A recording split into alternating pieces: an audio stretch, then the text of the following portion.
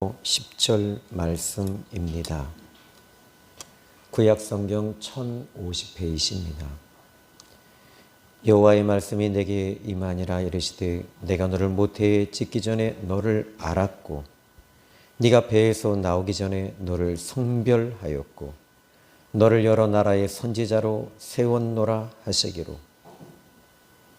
내가 이르되 슬프도소이다.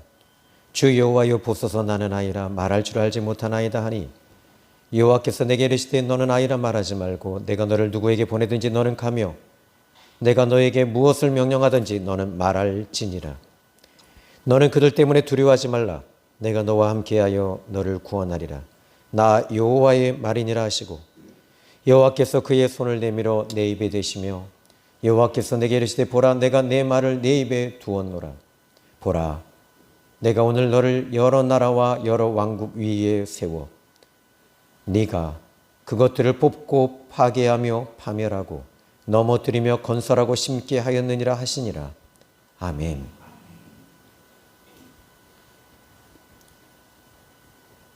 모든 선지자들이 그랬듯이 에레미야 선지자도 많은 고난을 겪어야만 했던 선지자였습니다. 그는 하나님의 말씀을 전하는 메신저였습니다. 여러 선지자들을 보면서 구약의 소선지서, 대선지서를 보면서 특히 에레미야라고 하는 이 선지자는 참으로 나약하고 참으로 눈물의 선지자라는 것에 대해서 우리는 모두 다 동의하는 바입니다. 그럼에도 불구하고 이 에레미야 선지자는 그의 입에서 쏟아져 나오는 메시지는 강력한 메시지였습니다. 도무지 이 에레미야가 그렇게 강력한 메시지를 선포할 수 있었던 힘은 어디에 있었을까요? 그렇게 연약했던 에레미야가, 그렇게 힘이 없는 에레미야가, 그는 연약한 자였지만 연약하지 않았습니다. 그의 힘의 비밀은 어디에 있을까요? 하나님께서 그를 만나주셨기 때문입니다. 그리고 하나님이 그를 만져주셨습니다. 이것이 그에게 강력한 메시지와 강력한 하나님의 메신저가 될 수 있었던 비밀인 것입니다. 저는 오늘 이 본문의 말씀을 준비하면서 목양실에서 일주일 동안 하염없이 하나님이 이 말씀을 통해 저에게 주시는 음성과 말씀으로 들었습니다. 강단에 올라와서도 계속 흐르는 눈물이 저를 주체할 수가 없습니다. 도대체 왜? 이 말씀은 저에게 주시는 말씀이자 메시지였기 때문이었습니다. 오늘 우리가 만나는 이 에레미야 선지자는 문제가 많은 시대에 힘겨운 사명을 감당했던 귀한 선지자였습니다. 그는 하나님을 만났습니다. 그런데 그 하나님은 어떤 하나님을 그가 만났을까요? 하나님을 인격적으로 만난 것이었습니다. 그것은 그의 인생과 그의 삶과 그의 영혼 전체가 바뀌어지는 시작인 것입니다. 그는 하나님을 조우했습니다. 하나님은 이미 그에게 말씀을 하십니다. 그에게 만나주셨을 때 나는 너를 모태가 모태에서 너를 짓기 전에 내가 너를 알았고 내가 너를 태어나기 전에 택하였으며 내가 너를 보낸다. 하나님께서 이미 전에 그가 태어나기도 전에 알고 계셨다라고 말씀하는 것은 에레미야 선지자에게는 충격 그 자체였습니다. 아무리 열심히 있는 신앙인이라 할지라도 이러한 인격적인 만남과 이러한 하나님의 영적인 체험은 흔히 일어나는 체험이 아니었던 것입니다. 하나님을 대면하는 순간 그의 육체와 그의 영혼은 분리되어지며 그는 위대하신 하나님을 경험하면서 그의 마음속에는 기쁨과 감격에 차 있는 것이 아니었습니다. 대부분의 많은 사람들이 하나님을 만나고 하나님을 경험했을 때 내 마음이 평안하고 내 마음이 기쁩니다. 그런데 이 예레미야 선지자는 그것이 아니었어요. 오늘 성경 본문의 말씀을 보십시오. 그는 6절에 이렇게 말합니다. 내가 이르되 슬프도소이다. 그는 하나님을 향해 고백합니다. 내가 아픕니다. 내가 슬픕니다. 내가 괴롭습니다. 도대체 왜 이 선지자가 이런 고백을 해야만 했을까요? 앞으로 그에게 주어질 위대한 사명 때문이었을까요? 저는 그렇게 생각하지 않아요. 이 본문의 말씀을 통해서 예레미야는 그 위대하신 하나님을 경험하면서 하나님 앞에 자기 자신의 부족함과 자기 자신의 연약함 속에 그는 하나님 앞에 고백하는 것입니다. 하나님, 나는 슬픕니다. 하나님 앞에 쓰임받을 수 없는 연약한 종이기에 나는 더욱더 슬픕니다. 나는 더욱더 괴롭습니다. 이것이 하나님을 만난 사람들의 모습이라는 사실을 기억하시기 바랍니다. 하나님 앞에 자기 자신의 부족함을 향해 그는 슬퍼하고 있습니다. 여러분, 교회에 나옵니다. 많은 사람들은 대형 교회를 찾고 많은 사람들이 북적거리며 찬양단이 수십 명이 그 앞에 찬양을 하는 모습을 보면서 성도들은 그 교회에 나와서 그래, 우리가 진정 예배를 드리는 것은 이런 예배를 우리는 그리워했어. 이런 예배는 우리가 정말 이상적인 예배야. 그리고 목사님은 신학적으로 정확하게 말씀을 전하며 이것이 진정 우리가 원하는 예배야 라고 말합니다. 그러나 진정 하나님은 어떤 마음을 품고 계실까요? 하나님은 어떤 마음으로 그들을 보고 계실까요?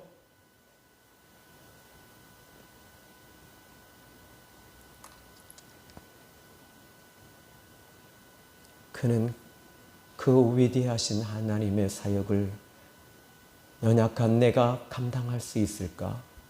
그것이 그의 슬픔이었습니다. 아니, 하나님 앞에 그는 슬픔을 토로하는 것이 아니라 자기 자신의 부족함을 향하여 몸부림이었습니다. 여러분들은 이 예배를 어떻게 드리고 계십니까? 몸부림치는 예배를 드려보신 적이 있으십니까? 하나님 앞에 애통해하며 예배를 드려보신 적이 있으십니까? 진정 애통하는 예배는 어떤 예배일까요? 하나님의 마음을 읽는 것입니다. 하나님의 마음을 내 안에 모시는 것입니다. 이것이 진정한 예배가 아닐까요? 하나님은 말씀하십니다. 가라, 말해라, 그리고 두려워하지 말아라. 선지자는 자기의 힘으로 이 일을 감당할 수 없음을 너무나도 잘 알고 있었던 사람이었습니다. 하나님은 이런 예레미야에게 분명히 말씀하십니다. 8절입니다. 너는 그들 때문에 두려워하지 말라. 내가 너와 함께하여 너를 구원하리라. 나 여호와의 말이니라. 분명 그들은 두려운 존재였습니다. 분명 그들은 예레미야보다 강력한 힘을 가지고 있었던 사람들이었습니다. 그렇지만 하나님께서는 말씀하십니다. 그 예레미야에게 그 하나님이 만져주시면서 하나님 자신을 열어주시면서 그 예레미야에게 예레미야야, 내가 너와 함께하리라. 내가 너를 붙들어 주리라. 내가 너와 함께하리라. 여기서 함께하신다고 하는 말은 시브리 말로 에트라는 단어를 쓰고 있는데 이 에트라고 하는 단어는 대명사로서 대명사 어미로 전치사입니다. 2인칭 남성 명사로 쓰이고 있는 단어입니다. 이 말 뜻은 다시 말하자면 곁에, 가깝다, 가운데, 중심, 안으로 란 뜻입니다.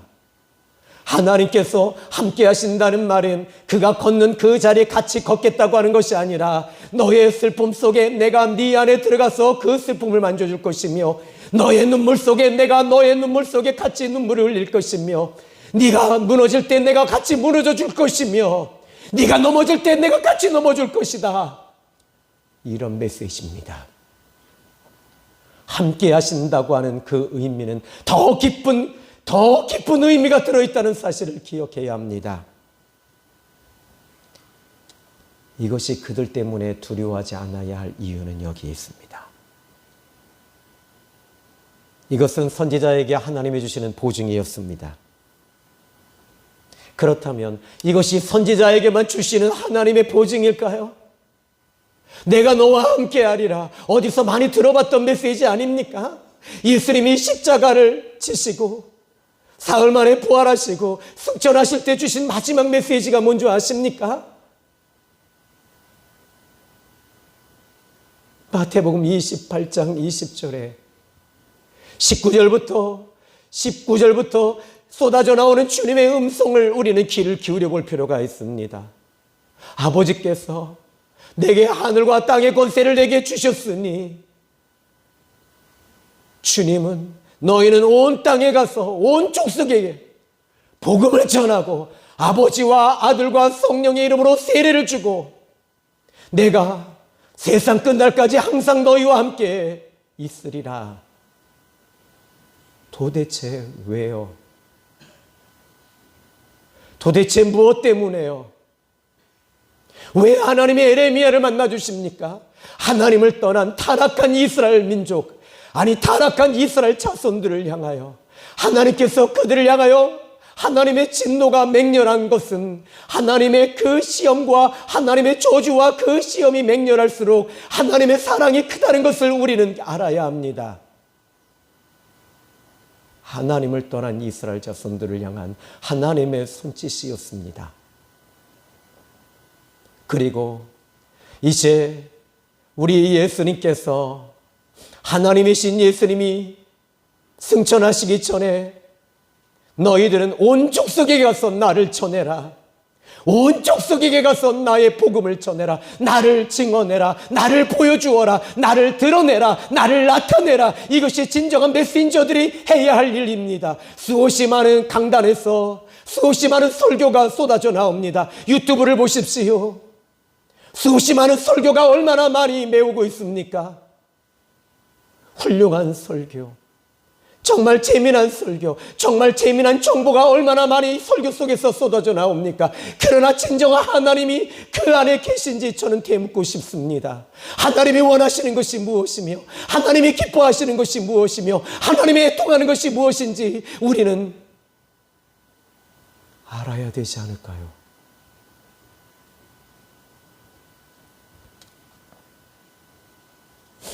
우리는 에레미야 선지자가 눈물의 선지자라는 말에 동의합니다. 왜냐하면 에레미야 4장 19절에 보면 슬프고 아프다, 내 마음이 속이 아프고 내 마음이 답답하여 잠잠할 수 없으니 이는 나의 심령이 나팔 소리와 전쟁의 경보를 들음이로다. 그런데 에레미야 애가로 들어가 보니까 1장 2절에 밤에나 슬피 우니, 밤에는 슬피 우니 눈물이 뺨에 흐름이여라고 그는 증언합니다. 에레미야 4장 19절과 에레미야 애가 1장 2절을 보면서 그 선지자는 처음에는 이스라엘 자손들을 향하여 두려워했던 그 선지자는 그의 두 눈에는 눈물이 흐르고 뺨에 눈물이 흐르고 있습니다. 이것은 무엇을 의미할까요? 그는 하나님의 아픔을 담았던 것입니다.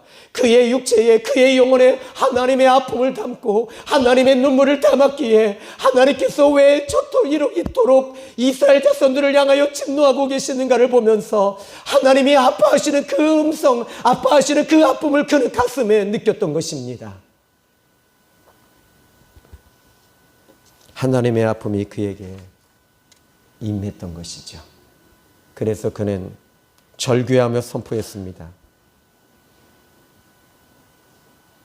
몇 년 전 한 집사님이 저에게 찾아왔어요. 목사님, 내 남편이 예수님을 안 믿으려고 해요. 아니, 안 믿어요. 나는 평생 내 남편을 위해 기도했습니다. 아니, 희생했습니다.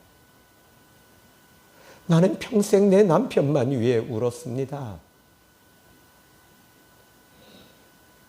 그런데 그분의 이야기를 듣고 상담을 하면서 저는 아무 말도 못했어요. 아니, 할 수 없었어요. 왜냐하면 그분의 아픔이 하나님의 아픔이었기 때문입니다.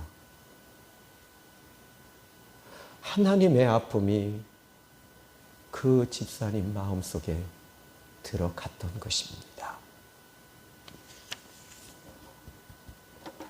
그것은 통증입니다. 그분에게 그 어떤 말도 할 수 없었어요. 그냥 힘내십시오라고도 말을 못하겠더라고요. 그냥 울어주는 거예요. 여러분, 오직 복음만이 영혼을 살립니다. 2000년 전에 바울이 예수님을 다메섹에서 인격적으로 만나고 그의 영혼이 살아납니다. 그는 즉각적으로 어떻게 했을까요? 즉각적으로 뛰어나갑니다. 영혼 하나님의 아픔과 하나님의 그 고통과 하나님의 통증이 그 속에서 일어나기 시작을 했습니다. 그의 영혼은 분리되며 하나님의 마음이 그의 마음을 장악했습니다. 그는 뛰어가야만 했습니다. 온통 이방을 향하여, 세계를 향하여 뛰어나가면서 교회를 세우고 매를 맞으며 파선하며 죽을 지경에까지 들어가고 돌에 맞아 죽을 지경에까지 들어갔음에도 불구하고 오직 예수 그리스도만이 당신을 살립니다. 오직 예수님만이 당신을 회복시킵니다. 오직 예수 그리스도만이 살립니다. 그런데 희한한 일이 벌어지는 거예요. 그렇게 강했던 사람들이, 그렇게 완고했던 사람들이 깨지는 거예요. 그렇게 완고했던 사람들이, 그렇게 잔인했던 사람들이 돌아서는 거예요. 하나님이 하시는 거였어요.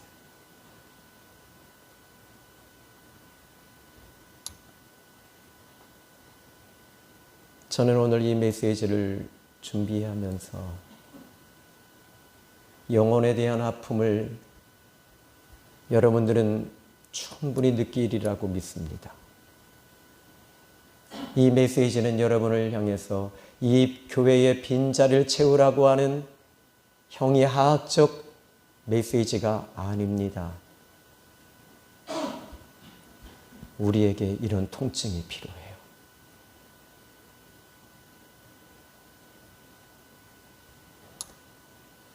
수없이 많은 사람들이 주님을 만나고 수세기 동안 하나님을 경험한 사람들은 이 신비한 능력 속에서 길거리로 뛰쳐나갔습니다.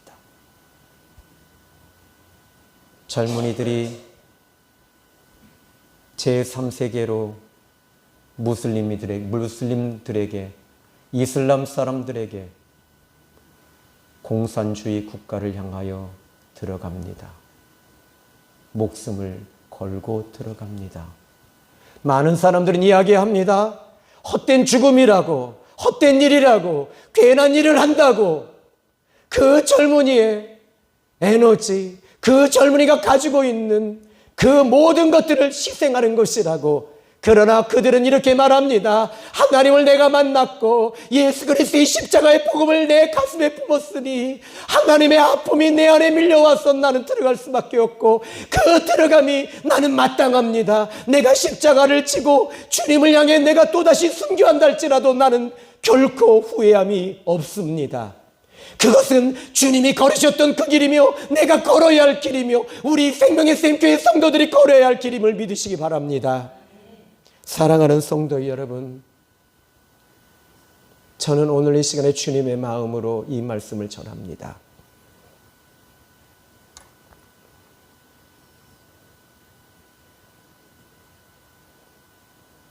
그런데 이상하지요? 하나님이 함께 하신다, 붙들어 주신다, 안에 계신다. 그런데 내가 너와 함께 한다는 말, 좀 더 우리의 머리를 조금 더 열어서 보면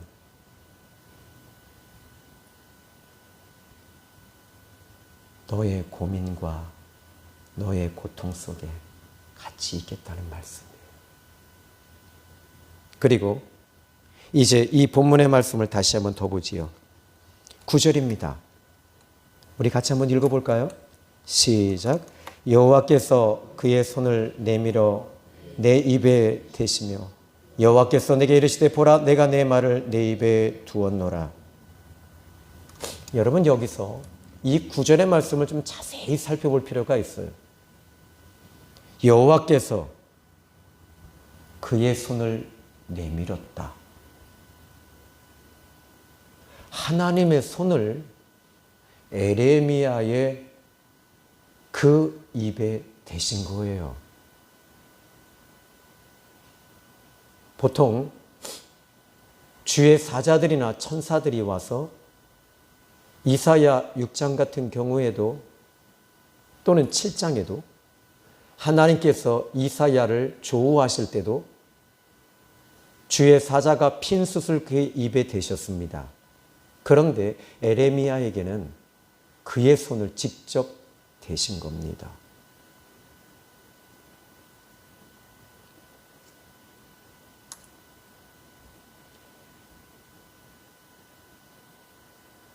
무엇 때문에? 왜? 도대체 얼마나 하나님의 막중한 임무가 있기에 에레미야에게 직접 손을 대셨을까요? 그리고 여호와께서 내게 이르시되 보라 내가 내 말을 내 입에 두었노라. 하나님의 말을 그의 입에 둘 정도라면 하나님은 아주 상당히 중요한 일이라는 것을 말씀하고 계시는 겁니다. 쉽게 이야기하죠. 이스라엘 백성들이 우상 숭배를 하고 하나님을 떠나고 공의와 정의를 무너뜨리고 이웃을 해하고 사람을 죽이고 율법을 해이하게 했음에도 불구하고 하나님은 여전히 그 이스라엘 자손들이 실패하고 무너지고 죄를 짓고 악을 행했던 그 이스라엘 백성들을 그럼에도 불구하고 하나님은 여전히 그들을 사랑하고 계시며 여전히 그들을 버리지 아니하셨으며 여전히 하나님은 그들을 향한 계획이 하나님은 아직도 있다는 사실을 보여주고 있다는 사실을 기억하시기 바랍니다. 여러분들이 실패하고 무너지고 쓰러지고 자빠지고 좌절하고 절망하며 세상 것을 붙잡고 하나님이여 우리는 일주일 동안 세상 것을 붙잡고 찢기며 왔습니다. 우리는 이 기도에 얼마나 지칩니까?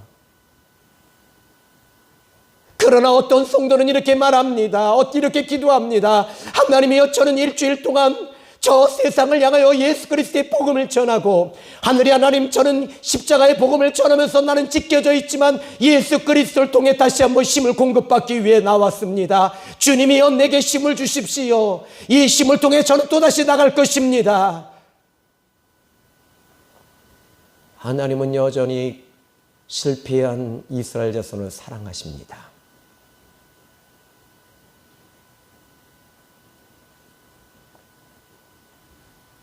저는 오늘 이 시간에 하나님은 여전히 여러분을 사랑하십니다.